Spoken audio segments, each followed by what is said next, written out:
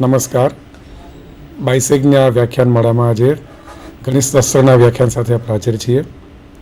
મારું નામ Devbhadra વિશા, sir PT સાર્વજનિક કોલેજ ઓફ સાયન્સ સુરતથી આવેલા છું અને મારા સાથી મિત્ર દક્ષાબેન દિવાન Mahatma Gandhi institute of technology નવસારીના પ્રાધ્યાપિકા છે.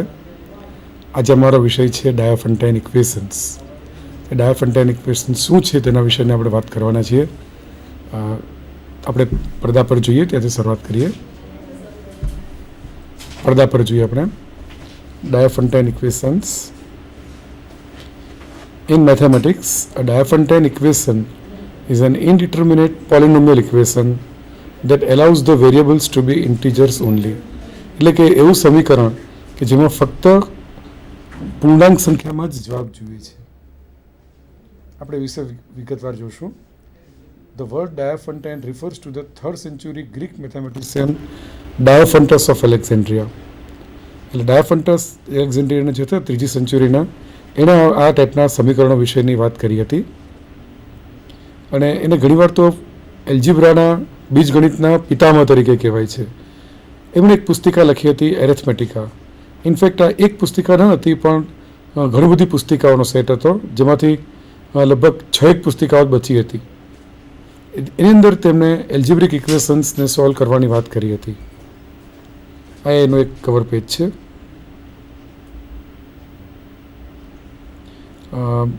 એલેક્ઝેન્ડ્રિયાના જે ડાયોફન્ટસ હતા is best known for Arithmetica and it is collection of 130 problems giving numerical solutions of equations with unique integer solutions.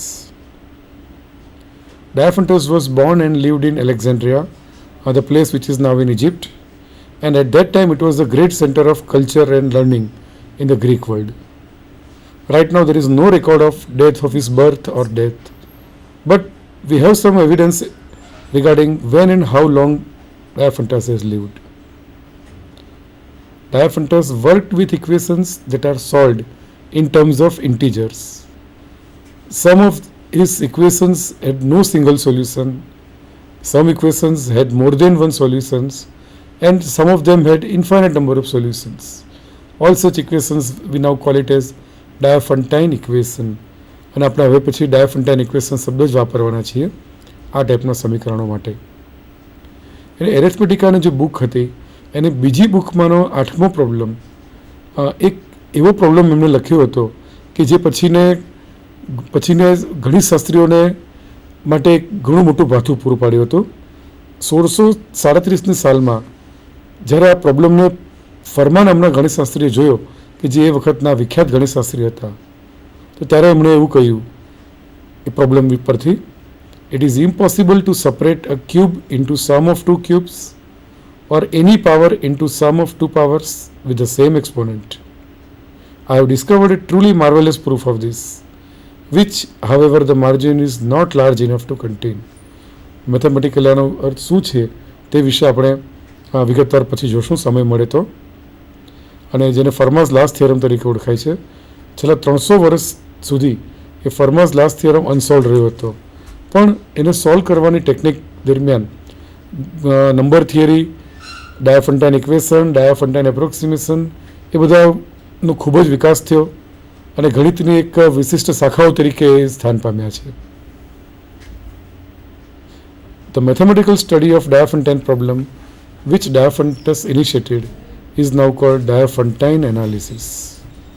અને ડાયોફન્ટાઇન ઇક્વેશન એટલે એવું ઇક્વેશન કે જેને ઇન્ટીજરમાં સોલ્વ કરવાનું હોય છે, જે આપણે પહેલાં વાત કરી હતી. અને એ વિશે હવે મારા સાથે દક્ષાબેન દિવાન આપણે વિગતવાર વાત કરશે.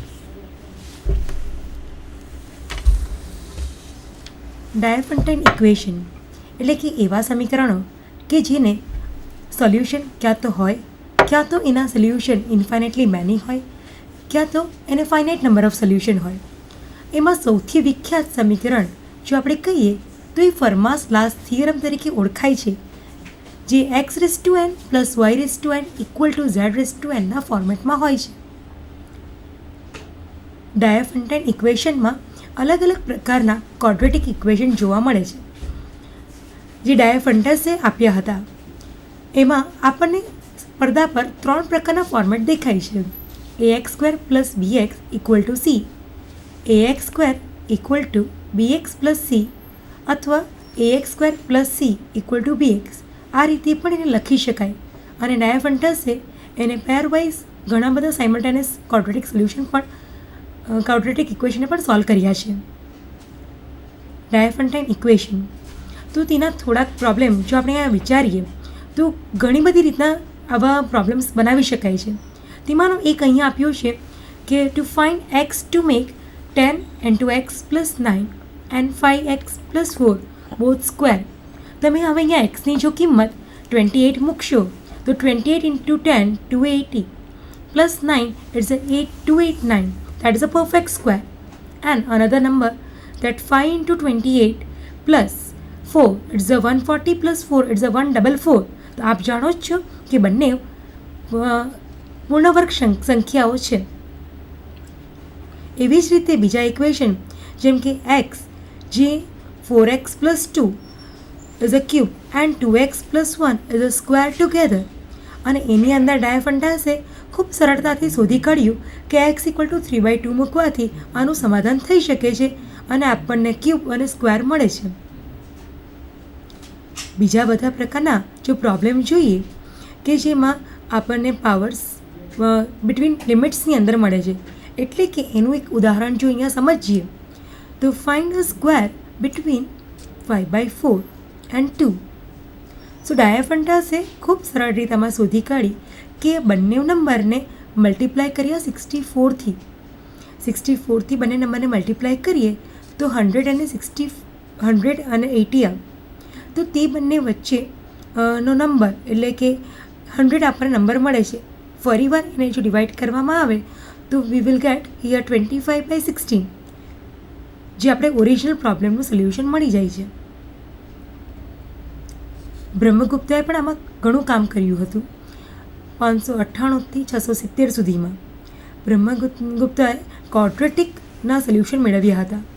ક્વોડ્રેટિક જે આપણે આગળ એના ફોર્મેટ જોયા જ છે, that ax² + c = y² અને ax² - c = y². જો આનું એક ઉદાહરણ જોઈએ તો 8x² + 1 = y² એન્ડ એના અલગ અલગ આપણને સોલ્યુશન મળે છે, જે ઓર્ડર પેર તમને પડદા પર દેખાય છે કે 1,3, 6,17, 35,99 એન્ડ સો ઓન. તમને આવા ઘણા બધા ઉકેલ મળી શકે છે. આપણા બીજા ગણિતશાસ્ત્રી ભાસ્કરાચાર્ય, આપ સબ નામ તો એમનું જાણો જ છો, તેમણે પણ ડાયફન્ટસના પ્રોબ્લેમ પર ઘણું કામ કર્યું હતું. px² + 1 = y².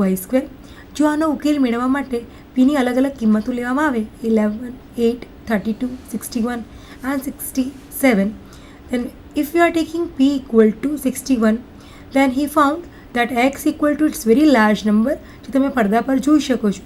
એ જ પ્રમાણે yની કિંમત પણ ઘણી મોટી મળે છે. જો એ જ રીતે p = 67 લેવામાં આવે તો x અને yની કિંમતો પડદા પર બતાવ્યા મુજબ મેળવી શકાય છે, એવું ભાસ્કરાચાર્યએ સ્ટડી કર્યું હતું. Now examples of the Diophantine equation. Linear Diophantine equation. લિનિયરનો આપ મિનિંગ જાણતા જ હશો કે જેનો ઘાત 1 હોય, એટલે કે અહીંયા ax + by = 1. ખૂબ જ વિખ્યાત પરિણામ Pythagorean equation, that x² + y² = z². Fermat's last theorem, that is x⁻n + y⁻n = z⁻n. જો આપણને સમય મળશે તો આપણે આના વિશે વધારે જાણકારી મેળવીશું. પેલ્સ ઇક્વેશન, x² - ny² = ±1. અને આના વિશે પણ વધુ ચર્ચા આપણને ડૉક્ટર ડી.વી. શાહ સર કહેશે. એક્ઝામ્પલ્સ. સપોઝ આપણે કોઈ એક એક્ઝામ્પલ લઈએ કે જેની અંદર આપણે ડાયફન્ટાઇન ઇક્વેશનને સમજવું હોય તો એક અહીંયા જાણીતું આપણે વ્યવહારક ઉદાહરણ લઈએ કે કોઈ એક કસ્ટમરે કેટલાક એપલ અને ઓરેન્જ ખરીદવા હોય તો ટોટલ 12 પીસ ફ્રૂટના થવા જોઈએ. તે કોસ્ટ ટોટલ 130 રૂપીસ હોય તો એપલની કોસ્ટ ઓરેન્જની કોસ્ટ કરતાં 3 રૂપિયા વધારે હોય. તો કેટલા એણે એપલ અને કેટલા એણે ટોટલ એણે કેટલા ફ્રૂટ્સ પરચેસ કર્યા હશે તે આપણે અહીંયા શોધવું છે. અને એપલની સંખ્યા ઓરેન્જ કરતાં વધારે છે. આનું સોલ્યુશન જો આપણે સ્ટાર્ટ કરીએ તો કોઈ એક નંબર ધરી લઈએ જે એપલની સંખ્યા આપણને બતાવે. તો ખરીદેલા એપલ સપોઝ એક્સ છે, જે તમને અહીંયા રેડ ફોન્ટમાં દેખાઈ શકે છે. ધારો કે વાય રૂપીસ તેની કોસ્ટ છે, તો એનું ટોટલ કોસ્ટ થઈ એક્સ ઇન્ટુ વાય. હવે ઓરેન્જની વાત કરીએ તો ટોટલ ફ્રૂટ્સ 12 છે, એટલે કે ઓરેન્જના નંબર થશે 12 માઇનસ એક્સ, તો એટલા ઓરેન્જ મળ્યા. હવે એની કિંમત ક્વેશ્ચનમાં આપ્યા મુજબ 3 રૂપિયા એપલની કોસ્ટ કરતાં ઓછી હોવી જોઈએ. આપણે એપલની કોસ્ટ વાય રૂપીસ ધરેલી છે, માટે ઓરેન્જની કોસ્ટ આવશે વાય -3. હવે ટોટલ નંબર ઓફ ઓરેન્જ અને ટોટલ એની પ્રાઇસ એ બંનેનું મલ્ટિપ્લિકેશન કરીએ તો 12 માઇનસ એક્સ ઇન્ટુ વાય -3 અને પ્લસ જે એપલની કોસ્ટ હતી તે, એટલે કુલ રૂપિયા આપણા 132 થવા જોઈએ. તો આપણને આ રીતનું સમીકરણ મળે છે. હવે આને જો આપણે વધારે ક્લાસિફાઈડ કરીએ તો Apple number of Apple x greater than 12 minus x implies x greater than 6 હોવા જોઈએ. એટલે 12 પીસ ટોટલ આપણી પાસે ફ્રૂટના છે, એટલે એપલની સંખ્યા 6 અને 12ની વચ્ચે હોવી જોઈએ. XY plus 12y -36 minus XY plus 3x આ આગળના સમીકરણનું સાદું રૂપ છે. એને જો વધારે સાદું રૂપ આપીએ તો x પ્લસ 4y = 56 થાય. જો આપણે એને ઇન્સ્પેક્શનથી સોલ્વ કરી શકીએ કે ધારો કે y = t લઈ લો તો x = 56 - 4t મળે. એટલે xની કિંમત 6 અને 12ની વચ્ચે છે. એટલા માટે જો એને સિમ્પ્લિફાઈડ કરતાં આપણને x જે અહીંયા 56 - 4t આવે છે તેની કિંમત પણ 6 અને 12ની વચ્ચે હોય. જો અને વધારે સિમ્પ્લિફાઈડ તમે કરો સાઈડ ચેન્જ કરીને અને ડિવાઈડ અને મલ્ટીપ્લાય કરીને, then we will get the 11 t <50/4. એટલે કે અહીંયા પૂર્ણાંક સંખ્યા છે, એટલે t = 12 લઈ શકાય. અને ટીની કિંમત જો આગળ આપણે ધારેલું હતું 56 - 4t એમાં જો મૂકી દઈએ તો એક્સની કિંમત મળે 8 અને વાયની કિંમત t એટલે કે 12. સો કસ્ટમરે 8 એપલ ખરીદ્યા હશે અને 8 apple at the price 12 rupees and 4 orange at the price 9 rupees. તો આ એક વ્યવહારુ આપણે પ્રોબ્લેમ સોલ્વ કર્યો. આ પ્રકારના પ્રોબ્લેમને ડાયાફન્ટાઇન ઇક્વેશન કહેવાય છે. તો આ ડાયાફન્ટાઇન ઇક્વેશનનું જનરલ ફોર્મ શું છે, કયા કયા પ્રકારના આવે તેની વધારે માહિતી આપણે સ્ક્રીન પર મેળવીએ. સ્ક્રીન પર જોતા મુજબ ડાયાફન્ટાઇન ઇક્વેશન, જો સાદામાં સાદું ડાયાફન્ટાઇનનું ઇક્વેશન લેવામાં આવે તો x + y = 1 અને ખૂબ સરળતાથી તમે સોલ્વ કરી શકો છો કે y = 1 - x, એટલે કે ના મેની સોલ્યુશન મળે. એટલે અસંખ્ય તમને આના ઉકેલ મળે છે x, 1 - x, જે x બિલોંગ્સ ટુ z. બીજું ઉદાહરણ લઈએ તો x + 2y = 1. આના પણ તમને સોલ્યુશન મળી શકતા નથી કારણ કે અહીંયા ઓડ નંબર છે. But four any y there is always a solution for x. So namely you can take x = 1 - 2y. Then we will get infinitely many solution. So x ની કિંમત અહીંયા 1 - 2y, y. આગળ આપણે xના ફોર્મેટમાં answer લાવ્યા હતા, અહીંયા yના ફોર્મેટમાં આન્સર છે. બીજું ઉદાહરણ જેમાં 3x + 6y = 1. આ સમીકરણના ઉકેલ નથી કારણ કે લેફ્ટ હેન્ડ સાઈડ એ 3નો મલ્ટિપલ છે, જ્યારે રાઇટ હેન્ડ સાઈડ 3નો મલ્ટિપલ નથી. તમે જોઈ શકો છો. Linear Diophantine equation. તો હવે વધારે આપણી ચર્ચા આપણે જનરલ ફોર્મમાં આગળ વધારવી હોય તો એનું ડેફિનેશન આપણે જણાવવી પડે. તો ડાયાફન્ટાઇન ઇક્વેશન 2 વેરિયેબલ માટે એનું એક સ્ટાન્ડર્ડ ફોર્મ છે ax + by = c, જ્યાં a, b અને c ઇન્ટીજર હશે, એટલે કે પૂર્ણાંક સંખ્યાઓ. ડાયાફન્ટાઇન ઇક્વેશનનો જ્યારે આપણે ઉકેલ મેળવીએ છીએ તે ઉકેલને આપણે પેરમાં લખીએ છીએ x0, y0. એટલે એનો ઉકેલ એને કહેવાય જે સમીકરણનું સમાધાન કરે. એટલે ax0 + by0 = c નું સમાધાન થાય તો એ x0, y0 એનો ઉકેલ ગણ બને છે.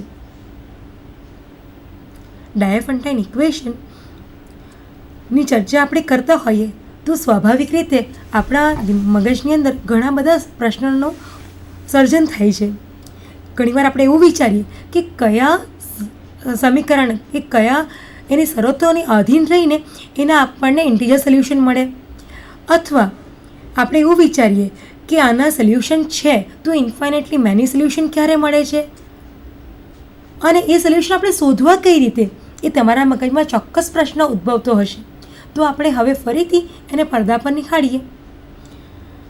Late A, B and C be the integer such that A equal to B cross C. તો આ કેટલીક હું અહીંયા વ્યાખ્યાયિત આપું છું જેને આપણે આગળ એના ડાયાફન્ટાઇનના સોલ્યુશનમાં ઉપયોગમાં લેવાના છે. એટલા માટે આપણે બધી વ્યાખ્યાઓ અહીંયા સમજીએ છીએ. જે આપ સૌ જાણતા જ હશો કે B અને C is said to divide A while A is said to be multiple of B. એટલે એને આપણે ઊભી આડી લાઈનથી બતાવીએ છીએ જેને ડિવાઇઝ કહેવાય છે. એનો અર્થ એવો થયો B divides A and C divides A. આને સિમ્પલને આપણે આગળ ઉપયોગમાં લઈશું. Greatest common divisor. Greatest common ડિવાઇઝરની ડેફિનેશન ખૂબ સરળ, જેમ કે તમે જાણો છો કે જો A B ઇન્ટીજર હોય, both non zero, then greatest common divisor of A and B is GCD. એને કહેવાય, એનું short form is biggest number D which divide both A and B. એની જ ઇક્વિવેલન્ટ સિમ્બોલ્સ આપણે GCD in the bracket AB use કરીએ is the smallest number which is divisible by any x dividing A and B both. કોંગ્રુઅન્સ મોડ્યુલો n. કોંગ્રુઅન્સની definition તો A અને B જો integer હોય અને m કોઈ પોઝિટિવ ઇન્ટીજર હોય તો A કોંગ્રુઅન્ટ B મોડ્યુલો m એ ક્યારે કહેવાય, જ્યારે m is divide A minus B. અને એના માટેનું આપણે નોટેશન સ્ક્રીન પર બતાવ્યા મુજબ A કોંગ્રુઅન્ટ B મોડ્યુલો m બ્રેકેટમાં લખીએ છીએ. વચ્ચે 3 લાઇનથી આપણે કોંગ્રુઅન્ટનું સિમ્બોલ બતાવીએ છીએ. So it is A is congruent to B modulo m. એના કેટલાક એક્ઝામ્પલ જોઈએ, જેમ કે 46 કોંગ્રુઅન્ટ 68 મોડ્યુલો m થશે. તો 46 minus 68 લઈએ, it's a divisible by 11, so it is congruent, so it is answer is yes. Another example, 46 equivalent to congruent to 68 modulo 22. So again this is 46 minus 68 which is divisible by 22, that's why it's also congruence relation. And third example, Z is it true that Z congruence 12 modulo 10? Yes, it is true for Z. તો ઝેડના આપણને આખો ગણ મળે, -28, -8, -18, 2, 12, 22. એટલે કે આપણે 12 સાથેનો ડિફરન્સ લઈએ તે ડિવિઝિબલ બાય 10 થશે. હવે આપણે પાછી ડાયાફન્ટાઇન ઇક્વેશનની વાત કરીએ તો એના સોલ્યુશન વિશે વાત કરવાની છે. તો એના સોલ્યુશન માટે આપણે આ મેથડને ફોલો કરીશું કે assume that A and B are both non zero and D is a GCD of A and B. Then D divides A and B. So we will write A is equal to DA and B is equal to DB1 for some integer A1 and B1. Suppose we have a solution x0, y0 to the equation AX plus B equal to C. This means AX0 plus BY0 equal to C. આપણે આગળ જોઈએ કે સમીકરણનું સમાધાન કરતું હોય તો આપણે અંદર પોઈન્ટ મૂકી શકીએ છીએ. તો D is divides A0 plus BY0 અને એના ઇક્વલ ટુ C હતું, that is D divide C. કોન્વર્સલી હવે આપણે ઊંધું સપોઝિશન કરીએ, રિવર્સ જઈએ તો D ડિવાઇડ C લઈએ. સો C is equal to D C1 લખાય. Again D equal to GCD of A